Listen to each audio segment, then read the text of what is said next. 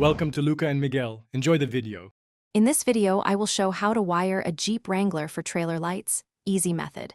Disconnect the battery, then locate the factory lighting connector behind the tail lamp. Match harness wires to tail light functions using a multimeter and the Wrangler wiring diagram. Crimp and heat shrink each connection for weatherproofing, then route the harness away from heat and moving parts. Reconnect the battery and test all lights with a trailer or test. Start by testing each tail light circuit so you know which wire does what, then label them to avoid confusion.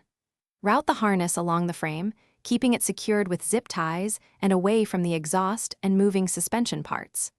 Crimp each connection firmly and cover with heat shrink to prevent corrosion. Finally, plug the trailer connector into the harness and perform a full function check with someone operating the lights. If a light does not work, stay calm and walk through each connection slowly with your multimeter.